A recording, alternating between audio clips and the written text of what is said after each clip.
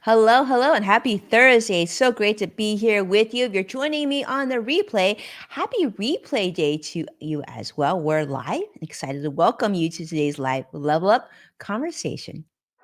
Welcome to Level Up with Winnie Sun.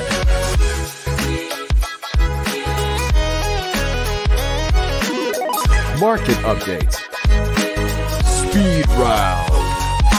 Award-winning financial pro. And now, get ready. I present to you Level Up with Winnie Sun.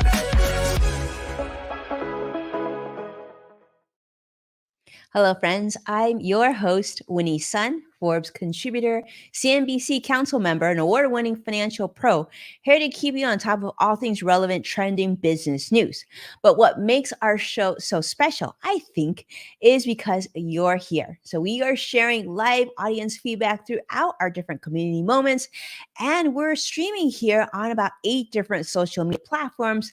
So don't be shy, jump in, let us know where you're joining us from. Do what Joshua does. You can see CrossX Fighter joining us on YouTube Live. Always a treat, always grateful for CrossX Fighter to be here with us. Now, let's start with the basics and tell you how the market closed. Unfortunately, negative across the board. We're going and closing this week, and it's been a lot of a bumpy ride this week compared to the previous past 4 or 5 weeks we've had here in year 2023. The Dow is closed once again down 249 points. NASDAQ also down 120 points, and the S&P 500 down 36 points. Stocks definitely closed lower, and unfortunately, because investors are getting a little nervous. They're not sure what the Federal Reserve's next financial moves will be in terms of monetary policy. And of course, we're looking at a whole bunch of corporate earnings coming in. A lot of it's been positive, a lot of it's been negative, some of them has been somewhat disappointing. But overall, people are just feeling like not that secure. You probably saw the State of the Union address that came from the Biden administration earlier this week as well. So a lot of uncertainty and a lot of geopolitical drama, if you will, political drama. So that's all taking some impact into the financial markets as well, as we're seeing some of that pullback in the NASDAQ as well, which is NASDAQ is typically pretty tech heavy. So a lot of news that we've been sharing recently, been hearing a lot of stuff happening in tech. And so some of those developments have been positive, some of them negative, some of them kind of like in between. People aren't sure what to make of it. And speaking of technology and speaking of mishap, if you will. For those of you who are on Twitter, you may have seen this yesterday. Those of you who follow me on Twitter, you may have seen me share some of this yesterday. But as you may know, Elon Musk, the now CEO of Twitter, he actually sort of asked us whether or not we wanted to keep him as the CEO of Twitter. And actually, there was a majority of respondents on Twitter suggesting that he step down and not be the CEO of Twitter. But I guess that didn't really pan out because he still is there leading it. But basically, you may have heard that he's thinking of increasing tweet sizes to about 4,000 characters. And people were saying, is Twitter going to be the new Reddit, right? Where you have longer form content. Well, this was sort of that new feature development that he's been sort of hinting at on Twitter and different mediums. Well, I guess that's sort of caused a lot of problems. In fact, I guess that happens when you have like over 7,000 employees at some point, and you reduce them to just about 1,000 employees, right? Which is what he did when he took over Twitter. Well, yesterday there was a bunch of issues on Twitter. If you were on Twitter, I certainly was. You may have seen me share some of this with you on Twitter as well. A lot of features just stopped working. What features, you might be asking? Well, some people couldn't even tweet. Some people couldn't retweet. A lot of people didn't have access to direct message anymore, which really stressed people out. I couldn't share new tweets. In fact, I had actually done my tweet chat yesterday, and of course, I had tweeted more than 20 tweets yesterday. But I actually did a Google search. How many tweets are you limited on per day? And it said roughly, I think, 4,500 to 5,000 tweets per day. And of course, I had nowhere close to 5,000 tweets yesterday. But I kept getting this announcement, you can see, that says you are over the daily limit for sending tweets.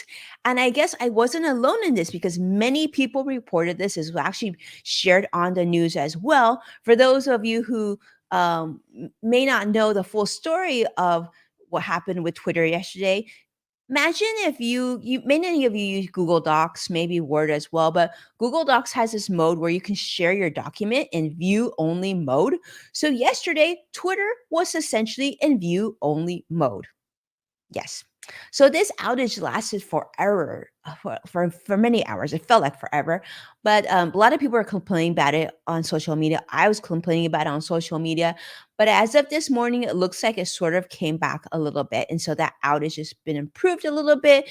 But combining that with Elon Musk's problems with the government and having a huge amounts of debt for Twitter, and of course, they were selling furniture not just a few weeks ago, and of course, now their employees, some of their ex employees are in front of Congress talking about censorship and whatnot. You may have seen some of that footage on the news or read about it. I actually read about it this morning. But I guess that's what happens. They had over 7,000 employees, and now they have just over 1,000 employees. And get this, only about 500 engineers actually are part of Twitter right now. So I'm curious for those of you who are joining me live, and maybe you're watching me on Twitter, maybe you're watching me on LinkedIn, Facebook, YouTube. I don't know which platform you are. Definitely don't be shy. Let me know. I love to hear. But I love to hear your thoughts on Twitter. Have you had issues, and what do you like feeling most challenged about? What are the things that didn't work that really bugged you? I mean, one of the things I will tell you that's not just from yesterday, but sort of ongoing since the takeover has been that, when you're sharing a tweet, maybe you want to tag someone in a tweet. Maybe you want to ask somebody just to say, hey, I'm thinking about you. Maybe like I'm looking to tweet CrossX Fighter, I'm looking to tweet someone else. Instead of just at and be able to find them, usually I'll use the first letter of their handle. Let's say I remember John Lim will be one, someone who is part of our tweet chat community. I can usually type the letter J and O, and John will pop up. But now that's not the case. Now I actually have to memorize his Twitter handle, all the words. And by the way, John is a good example of this because John doesn't use his own name because it probably wasn't available when he got his Twitter handle. So I think his is like B moving forward or something. So now imagine you have like hundreds of thousands, maybe just, a few dozen. You actually have to remember your community's Twitter handle, which to be honest with you, isn't really practical. It's just really impractical. Unless you have like only 10 community members, you only follow 10 people, only 10 people follow you, only 10 people that you engage with. Maybe you can pull this off. But for someone like myself, I have like over 300,000 followers on Twitter. It's just not reasonable. So that is my beef. That is my complaint for the day. If anybody's watching and can do something about this, I would be very, very grateful. But yes, 500 engineers at a company the size of Twitter, really a bad idea. So tell me what you think, right? My next question for those of you who are watching, if you're watching me on replay, definitely answer this as well. What do you think? How Elon Musk, did he ruin Twitter? Do you think he's going to make it better? Do you think it should go to 4,000 characters? I would love to see your comments. Definitely share them on any social media platform that you like and tag me on it so I can check it out and get a feel of what your thoughts on. And then lastly, my question for you on the same topic would be, do you plan to stay on? Plan to stay on Twitter? And if you don't, what's going to be your next social media platform for you to go all in on? Is it going to be an existing platforms, a new one? Because I see a lot of people talking about on Twitter, thinking about going to other platforms. Some people even share links that they're at different platforms. Really interesting to see where that's going to take you. And I see Sadiq joining us on YouTube Live. Thank you, Sadiq. I have to complain. I cannot send messages to help center. That's a good question. That's a really good one. And in fact, some of you know, so I do have the blue check mark on Twitter. I was actually approved for that years ago, probably because of my association as a contributor for Forbes and CNBC and whatnot. And now, you have to pay for Twitter Blue. I've had the verified check mark before you had to pay for it. And so one day I actually sent a message to Twitter's help desk, and I said, I'm just curious. It says that if I don't pay, I'm going to lose my blue check mark.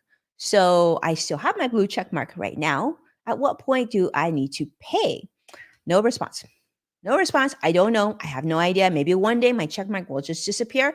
And at that point, I'll have to pay. So if you are part of Twitter or you know someone at Twitter, definitely have them reach out to me. I would love to hear the answer to that. But yes, curious to see how you all feel about Twitter. All right, let's move on to another topic. All right, this topic I think some of you will like, especially here if on the West Coast is a really popular travel destination, Hawaii. When you hear me say the word Hawaii, do you just feel relaxed and happy? Feel like pineapples and like shaved ice? Because that's how I feel when I hear Hawaii. But Hawaii was in the news for something a little bit different. I found this on LinkedIn trending news. Well, Hawaii is going to now be tackling the topic of diversity on corporate boards. I thought this was kind of cool. So they're going to require now that the minimum number of men and women that I guess they want to make it a lot more fair. So there was a proposal that was here in California. The courts unfortunately overturned this, proposing that there be a minimum of women on their corporate boards. They're saying that because of equal protection, if you don't have equal amounts of women, men, I think California also wanted more diversity. That was violating some, equal protection clauses and whatnot, but that got overturned. But in Hawaii, it looks like they're really going to make this work. So this is their plan is to make this a lot closer to the way the mandates are in Europe. Which good for Europe for already having this. We're still catching up here in the United States, but they're saying that although women representation on boards here in the United States has reached a record high of about like a little over 30%. So still a lot of ways to go. But Hawaii is wanting to make that a lot more equal. So go Hawaii. I thought we gotta do a shout out for Hawaii. We don't get to say Hawaii that often. And maybe those of you hearing, maybe are feeling a little bit more positive. And next time you visit the beautiful islands there, you might be like, good job. Good job for your companies for really making sure that you have diversity. All right. All right. And then continue on. We've been doing this actually, if you've noticed, for the last few weeks, this thing called Layoff Library. Layoff Library is important because it keeps track of some of the companies and layoffs across the United States. And it's important because those of you who are affected at these companies, well, you certainly matter. And we want to make sure we keep you informed on things that may be happening at your workplace, or maybe you know a loved one or friend working at one of these companies, and you can just reach out and say, hey, do you need help and how are you doing, right? Well, today we found out that Yahoo is going to be laying off about 20% of their employee base.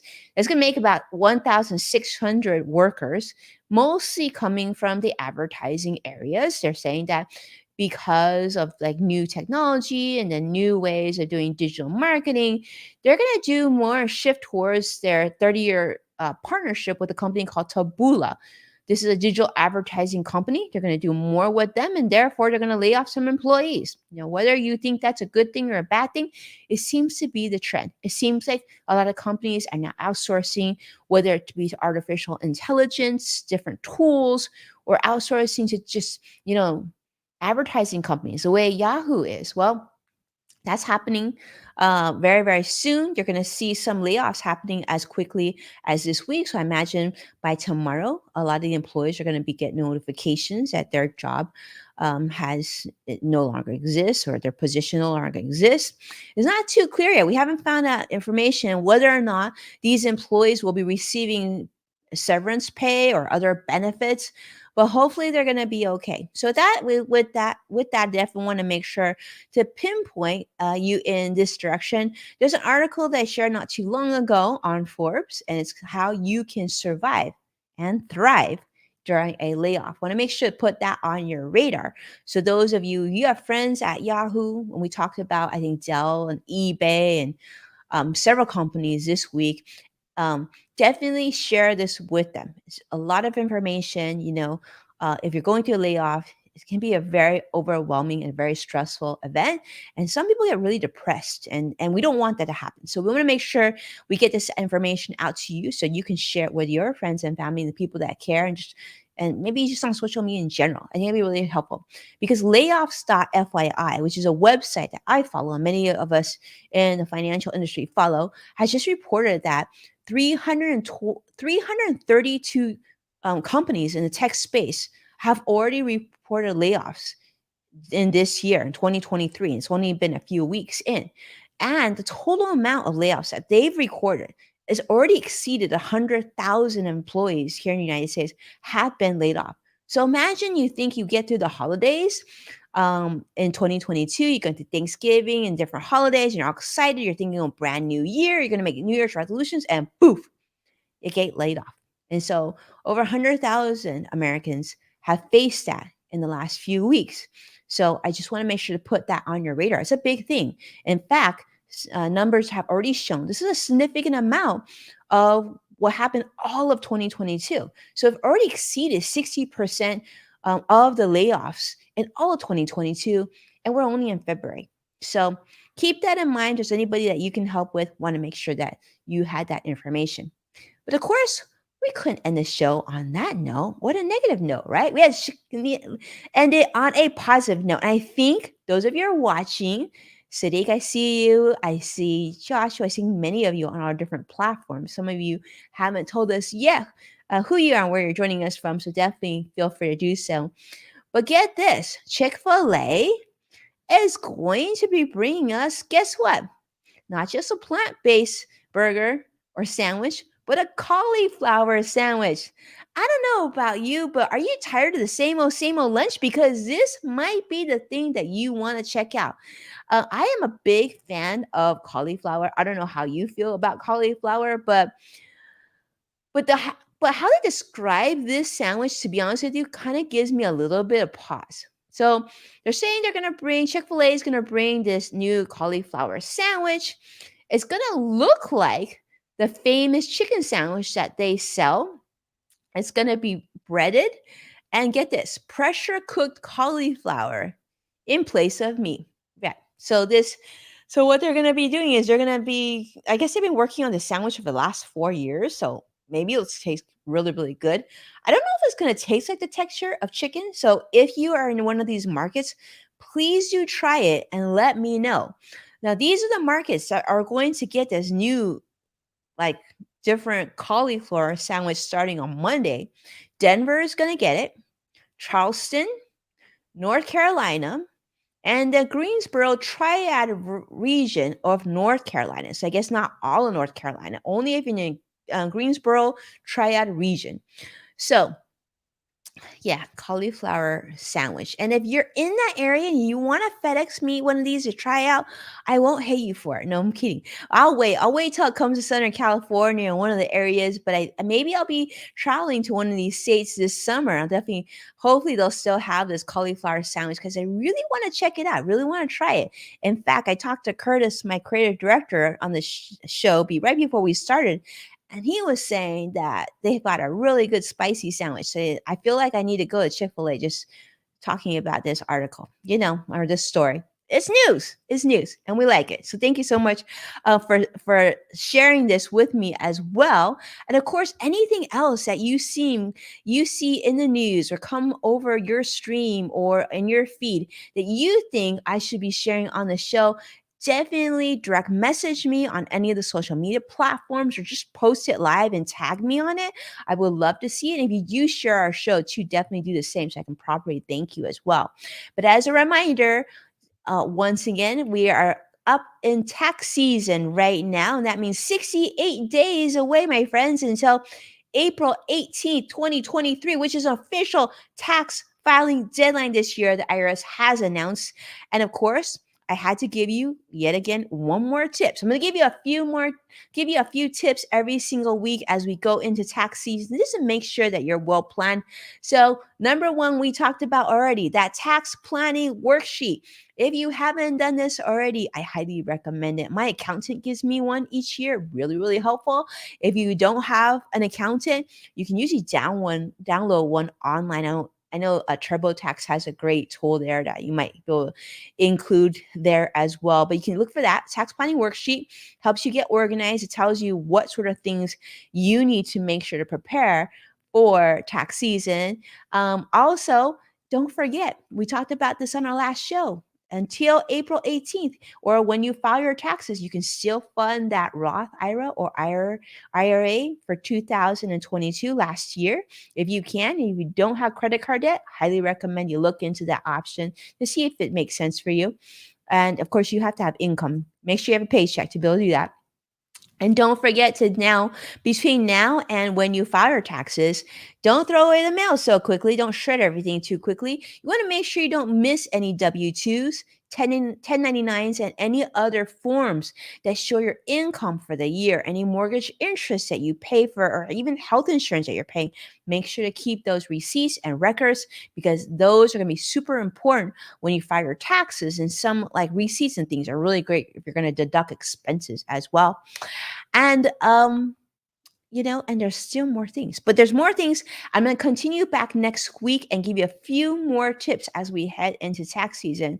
But with that, do me a favor, take a moment to like and subscribe to the show.